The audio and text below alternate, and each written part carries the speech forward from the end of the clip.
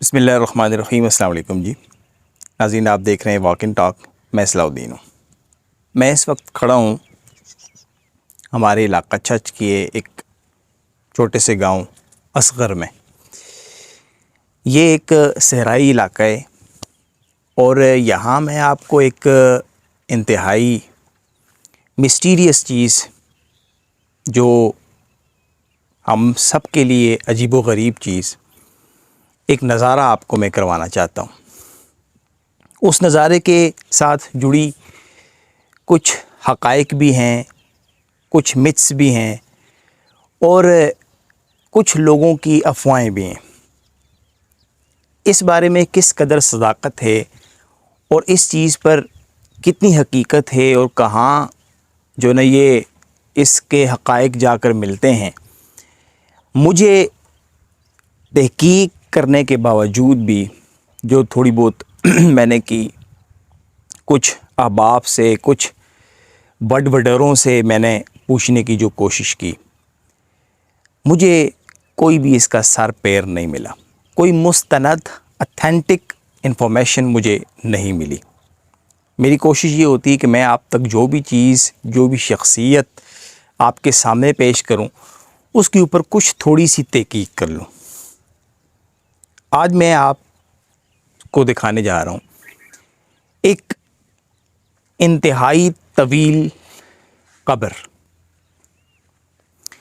یہ قبر تقریباً 40 سے 50 فیٹ ہوگی۔ اس قبر کے ساتھ کچھ افواہیں اور کچھ حقیقتیں اگر ہیں تو جو میں آپ کے سامنے پیش کروں گا۔ اگر آپ اس قبر کی لمبائی دیکھیں، اگر میرا کیمرہ مین دکھا سکے، تو میں اگر قبر کے بالکل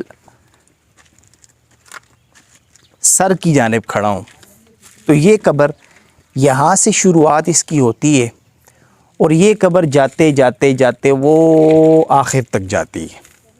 یہ ایک قبر آپ دیکھ سکتے ہیں ہمارے اس علاقہ چھچ کے گاؤں، چھوٹے سے گاؤں اصغر، جو کہ دریائے سندھ کے کنارے پر واقع ہے۔ یہ اس جگہ پر یہ قبر واقع ہے۔ اس قبر کے ساتھ جو چیزیں وابستہ ہیں وہ 4 کیٹیگری میں آپ کے سامنے پیش کرتا ہوں۔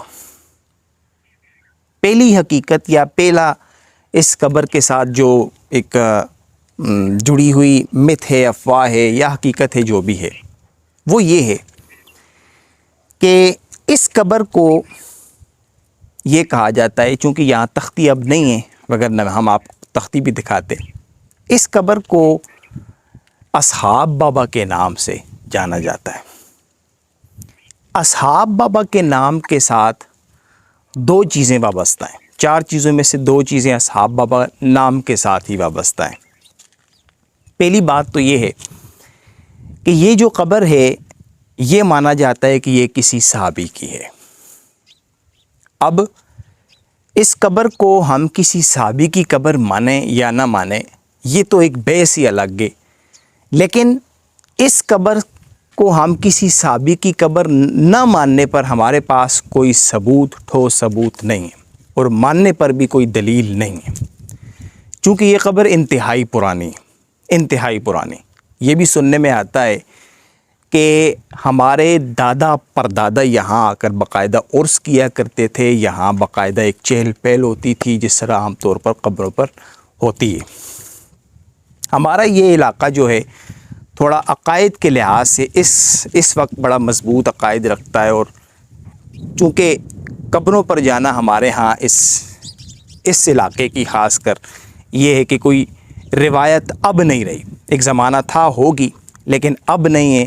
اب لوگوں نے قبروں پر آنا اور آ کر یہاں جو بھی اپنی رسوم و رواج تھے وہ ختم کر دیے ہیں۔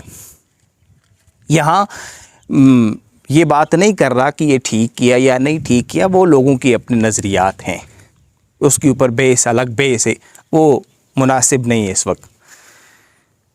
دوسری، اس اصحاب بابا کے نام کے پیچھے دوسری جو ہمیں وجہ ملی، وہ یہ ملی کہ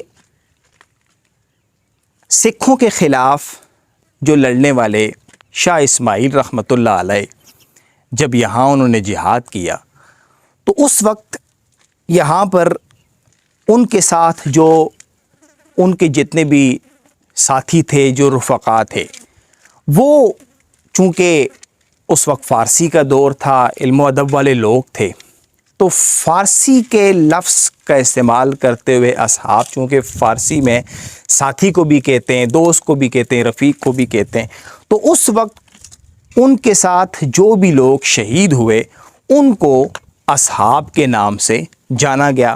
اور سننے میں یہ بھی آتا ہے کہ ان لوگوں اور جو لوگ شہید ہوئے ان میں سے کسی ایک کی قبر یہاں پر بنائی گئی، اس لیے اس قبر کا نام اصحاب بابا کے نام پر رکھ دیا گیا۔ یہاں یہ بات بھی یاد رکھیے کہ اس بات کے اندر بھی کوئی مستند شواہد مجھے نہیں ملے۔ تیسری بات جو یہاں یہ ہے، اس میں کچھ حقائق بھی ہیں اور کچھ نہیں بھی ہیں، کچھ بات ماننے بھی آتی ہے اور کچھ نہیں بھی آتی۔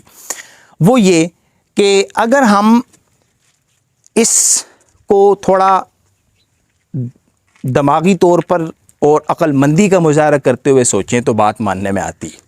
وہ یہ کہ ایک وقت تھا جب پاکستان بنتے ہوئے، آپ کو پتہ ہے کہ جو یہاں سے ہندو یا سکھ لوگ ہجرت کر کے جب انڈیا جا رہے تھے تو ان لوگوں نے اپنی جتنی بھی قیمتی اشیاء تھیں، سونا، زیورات، جوہرات، جو کچھ بھی تھا ان کے پاس، وہ دفن کر کے چلے گئے اور قبریں بنا کر چلے گئے تھے۔ کیونکہ آپ کو پتہ ہے کہ مسلمان قبر نہیں کھودتا، اور یہ بات ان کو بھی پتہ تھی، لہٰذا انہوں نے اس غرض سے کہ ہمیں کچھ عرصے بعد جب دوبارہ موقع ملتا ہے ہم یہاں سے آ کر اپنی جو بھی قیمتی اشیاء جو ہم نے دفن کی ہیں وہ ہم یہاں سے نکال کے واپس لے جائیں گے۔